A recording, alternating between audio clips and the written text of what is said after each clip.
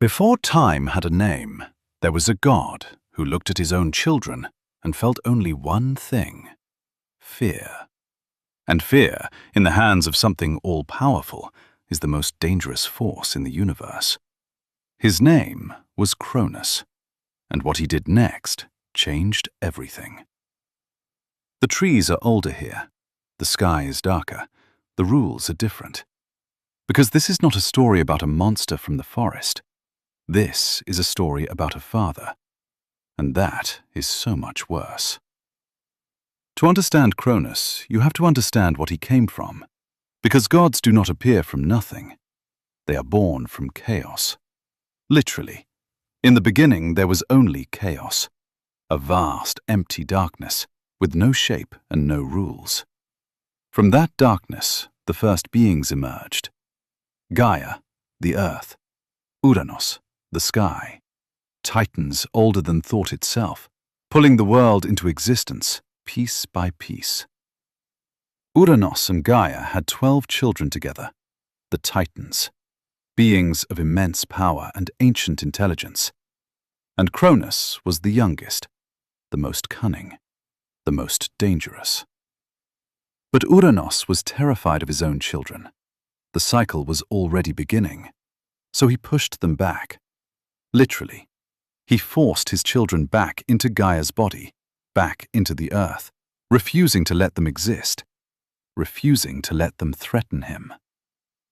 Gaia was in agony, her children imprisoned inside her, her husband the cause of it.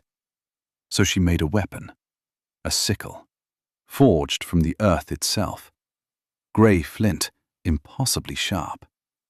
And she offered it to her children with one question: who will end this?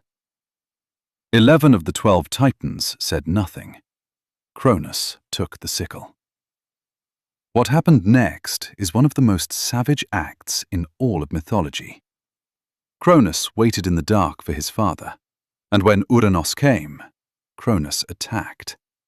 He castrated his own father with the flint sickle and threw what he severed into the sea. From the blood and the sea foam, something rose: Aphrodite.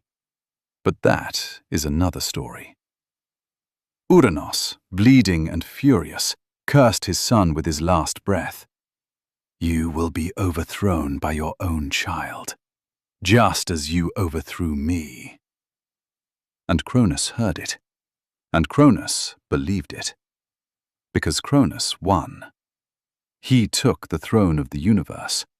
He freed his Titan siblings.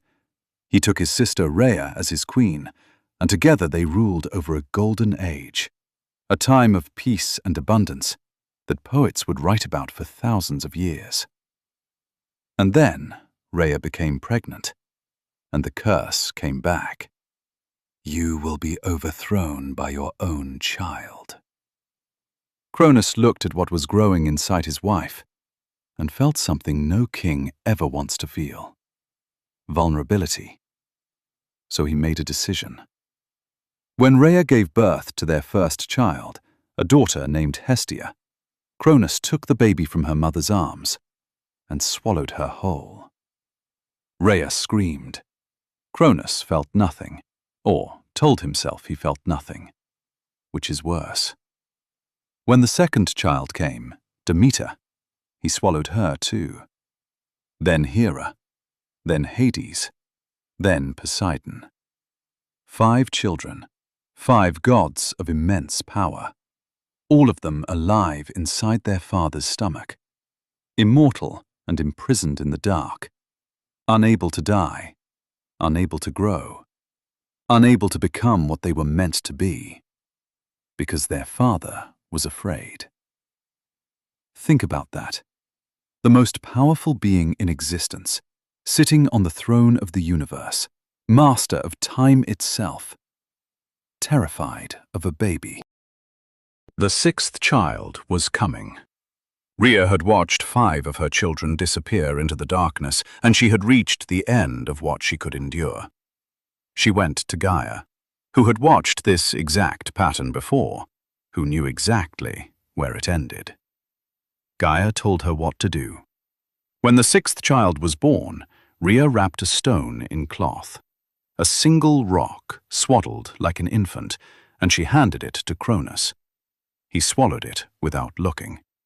Because that is what blind power does. It consumes without seeing. It destroys without thinking. The real child was taken in secret to the island of Crete, hidden in a cave, raised by nymphs and a divine goat, protected by warriors who clashed their shields together to cover the sound of his crying, so Cronus would never hear. His name was Zeus, and the curse was already in motion. Zeus grew in secret, grew in power, and when the time came, he returned to his father's court in disguise. They gave Cronus a drink mixed with wine. Cronus drank it, and one by one he vomited up everything he had swallowed. First the stone, then Poseidon, then Hades, then Hera, then Demeter, then Hestia. 5 gods, fully formed, emerging into the light for the first time. Furious, powerful, ready.